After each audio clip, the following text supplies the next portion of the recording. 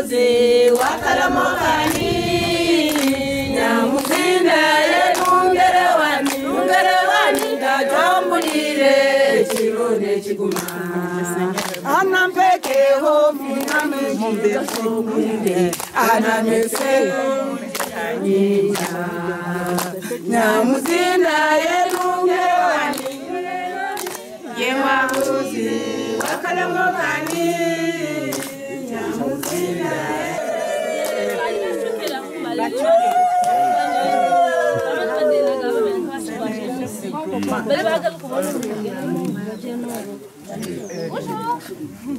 Chers parents et bienfaiteurs, nous vous saluons dans la paix du Christ.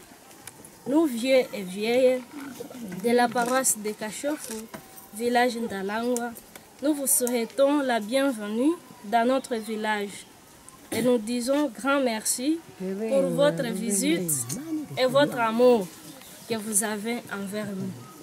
Nous vous supplions en plus que ça ne soit pas la dernière fois d'arriver chez nous. Je dis et je vous remercie. Merci. La République démocratique du Congo, ancienne colonie de la Belgique, devenue indépendante en 1960, représente une superficie équivalente à 4 fois la France et à 80 fois la Belgique. Parmi toutes les provinces de la RDC, l'une d'entre elles va retenir toute notre attention, c'est le Sud Kivu et sa ville principale, Bukavu. Le Sud Kivu a une superficie de 65 000 km², soit un peu plus du double de la Belgique, et compte environ 6 millions d'habitants. Bukavu est située sur la rive sud-ouest du lac Kivu. Cette région, surnommée Petite Suisse du Congo durant la période coloniale, était un lieu de villégiature très prisé des colons belges et les secondes résidences étaient nombreuses. Aujourd'hui, cette région assez riche présente un visage de dégradation importante, dû notamment aux nombreux conflits et à un manque d'entretien minimal. Les routes de terre rouge sont pleines de trous et de bosses. La circulation y est anarchique, chacun se faufilant comme il le peut. Dans notre voiture, nous sommes cahotés d'un côté à l'autre. Une foule importante circule le long des rues de Bukavu. La propreté le long des chemins n'est plus de mise et de nombreux déchets traînent ça et là. La population de la RDC respire la jeunesse. Une personne sur deux a moins de 15 ans. Une majorité d'enfants est scolarisée, en théorie, et nous avons pu rencontrer sur les routes et chemins de nombreux élèves, souvent en uniforme de couleur bleue et blanche. Nous avons vu des classes surpeuplées, où il n'est pas rare de voir assis sur un même banc 4 ou 5 élèves dans un décor scolaire très dégradé. Ce qui nous a frappés, ce sont ces nombreux élèves le long des routes à toute heure de la journée. L'explication en est assez simple. Face à cette surpopulation, certains fréquentent l'école le matin, d'autres l'après-midi. L'école est également un monde qui laisse apparaître les gros problèmes financiers vécus en RDC. Les enseignants ne sont pas toujours payés et des enfants sont parfois renvoyés de l'école car les parents n'ont pu s'acquitter de l'un ou l'autre paiement exigé. Dans ce monde difficile, les élèves sont souvent motivés et disciplinés et laissent exprimer bruyamment leur joie dès que la cloche de la récréation a retenti. L'habitat est très dégradé. Bien des familles doivent se contenter de cahutes faites de torchis et de toits de tôle de très mauvaise qualité, laissant passer la pluie. Dans de telles conditions, les risques de maladie sont bien réels. Heureusement, il ne pleut pas lors de notre passage, car le déplacement, déjà difficile par temps sec, devient scabreux sur le sol humide et glissant. À la saison des pluies, quand les averses sont particulièrement violentes, il n'est pas rare qu'il y ait des effondrements de terrain, emmenant avec eux l'une ou l'autre habitation. Lors de notre visite guidée au centre de Bukavu, nous avons pu nous rendre compte de ce que fut l'aménagement de cette ville à l'époque coloniale. Habitation respirant l'art nouveau de nos années 30, larges avenues bordées d'arbres au trottoir bien large, électricité transmise par des câbles souterrains. Bref, tant d'aménagements prouvant un développement bien en marche en ce XXe siècle. Mais les guerres fréquentes, les pillages et le manque d'entretien ont hélas modifié le visage de cette ville. Aujourd'hui, la végétation bordant les magnifiques avenues ombragées a disparu. Les câbles électriques, à l'origine en sous-sol, sont maintenant aériens.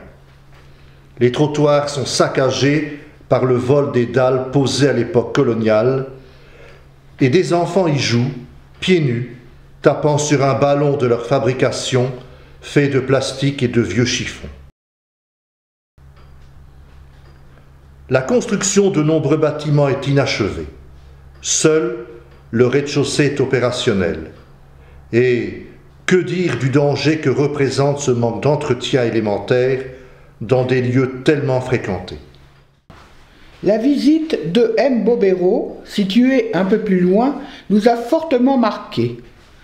Si la précarité y est omniprésente, nous avons quand même pu constater que des valeurs humaines, telles la débrouillardise ou la joie de vivre, y sont bien présentes.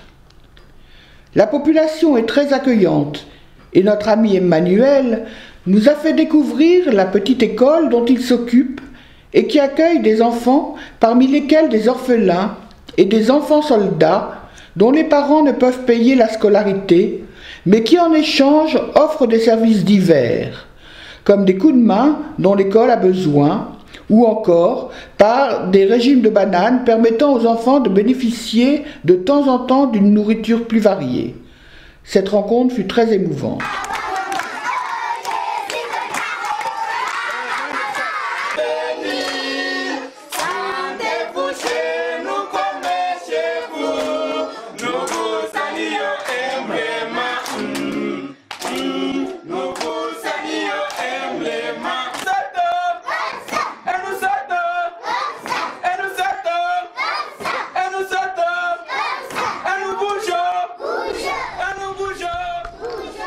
Cette découverte de M. Bobéro nous permet de nous pencher sur ce qu'est l'économie dans ces régions.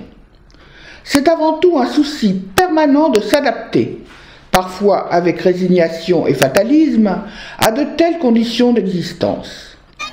Notre passage sur un lieu de marché nous montre à quel point chacun doit faire preuve de créativité pour vivre. La vente du poisson ou la présence d'une machine à coudre sur un même lieu traduisent bien cette façon d'essayer de s'adapter au mieux. Assez souvent, sans la garantie d'une protection sociale, cette population vit sous ce que nous appelons chez nous le règne de l'informel. Nous avons aussi croisé une population très active dans son travail. Avec les moyens dont elle dispose, la débrouillardise est vraiment indispensable et nous en avons eu la preuve en voyant une véritable chaîne humaine se développer pour amener dans un immeuble en construction le béton nécessaire à une chape.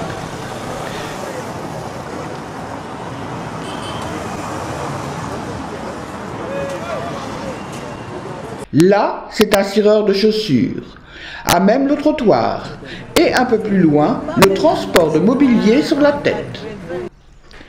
Au centre d'accueil d'Amani, où nous étions hébergés, une extension des bâtiments est en construction et, à nouveau, une chaîne humaine était nécessaire afin d'apporter le sable sur le lieu des travaux.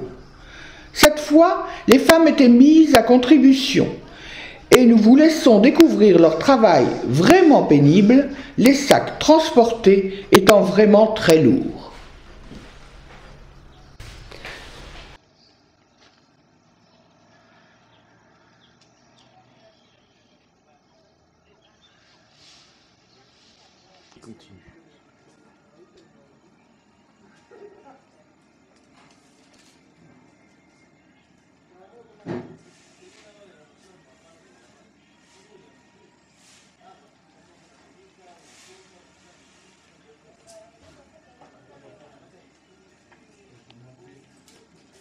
Un des buts de notre voyage de partenariat était aussi d'aller à la découverte des mutuelles de santé, partenaires de la Mutualité chrétienne depuis 1996 et animées de façon énergique par Maria Masson.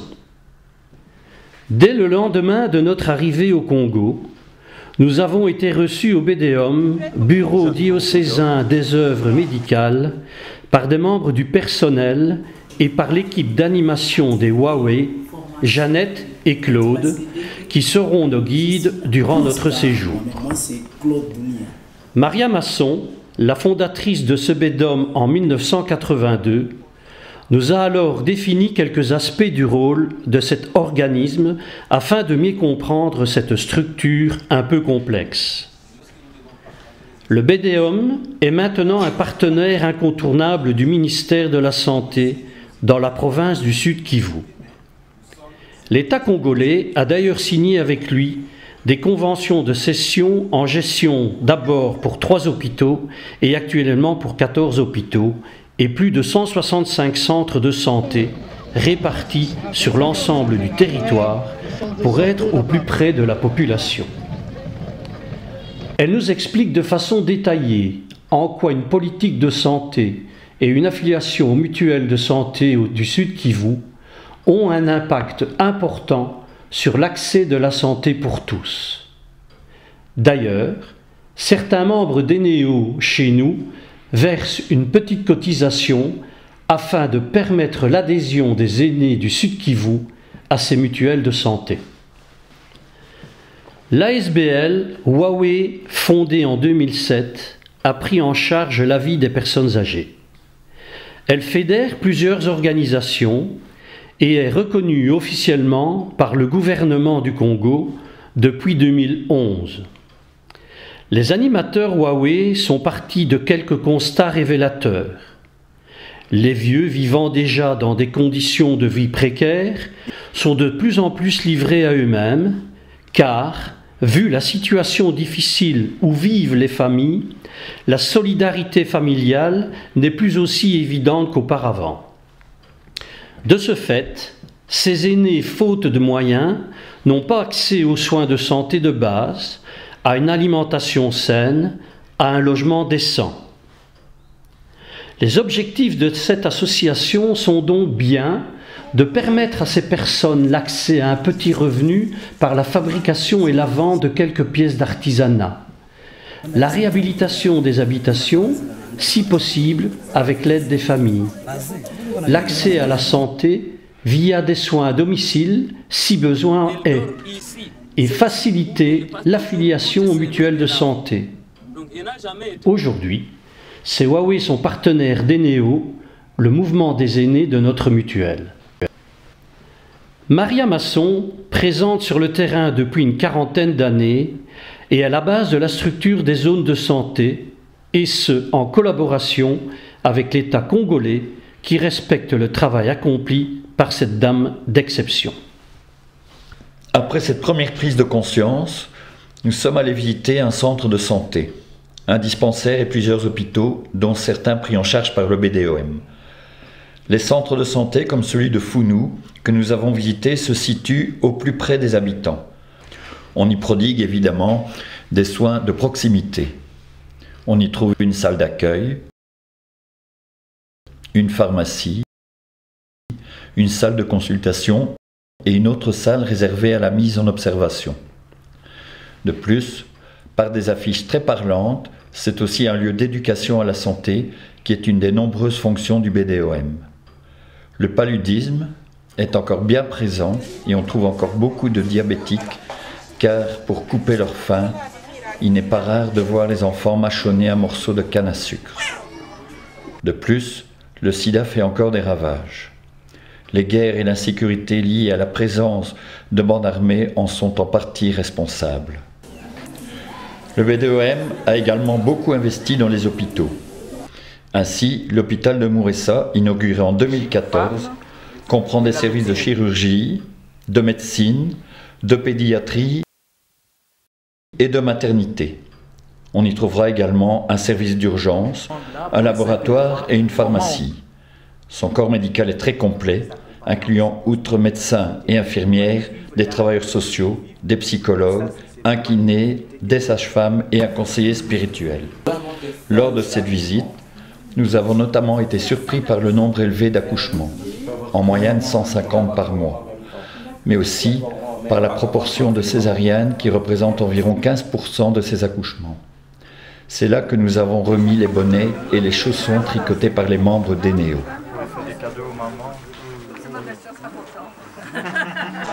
Les hôpitaux sont aussi des lieux de vie.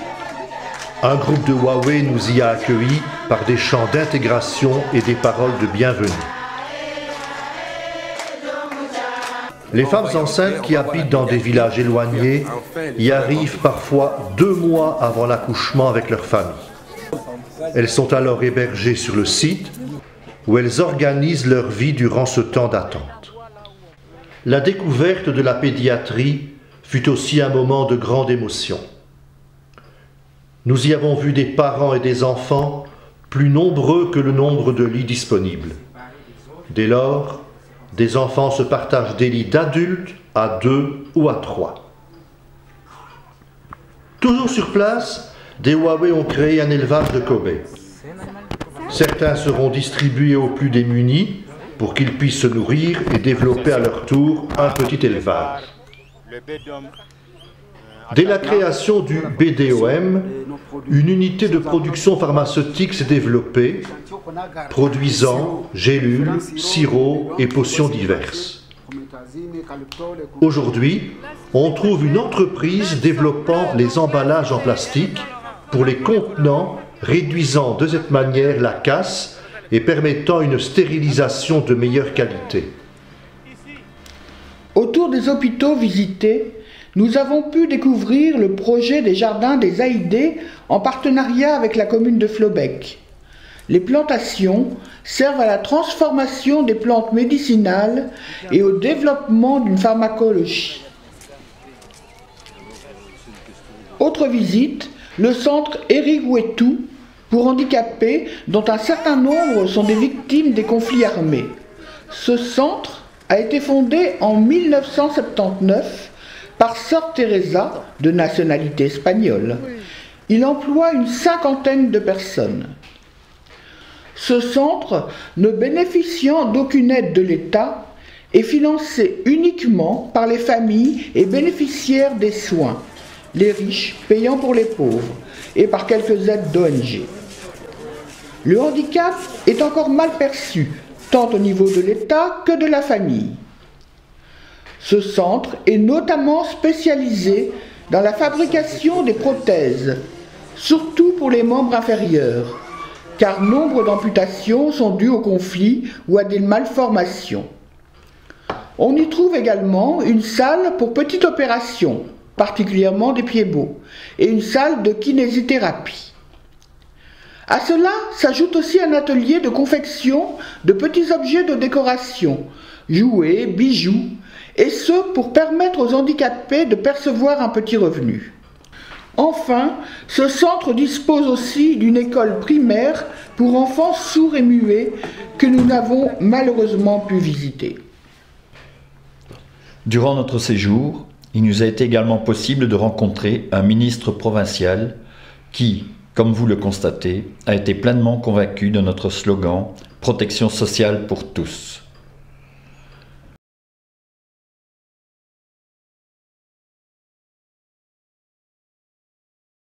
Lors de notre voyage, nous avons été à la fois fortement ébranlés en prenant conscience de l'immense précarité de cette population et admiratifs face à toutes ces personnes engagées et motivées malgré leurs faibles moyens. Et comme le disait Maria Masson, on fait avec ce qu'on a et on continue, sinon on n'avance pas. En moi-même, j'ai une profonde joie de la visite que nous attendions depuis l'année passée. C'était promis parce qu'il y avait encore une délégation qui était de passage ici. Et nous croyions qu'il ne viendrait plus. Mais c'est une surprise que nous sommes très contents, nous sommes ravis de joie.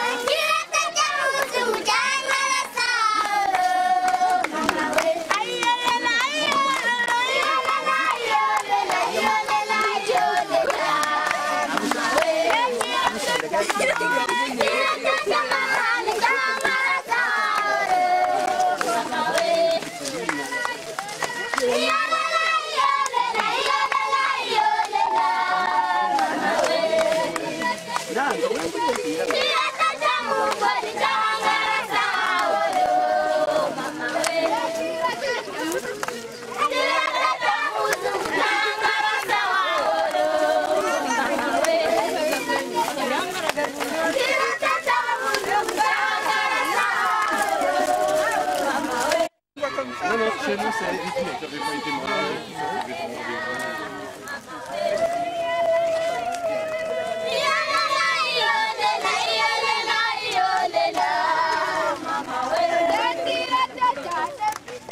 J'aime bien le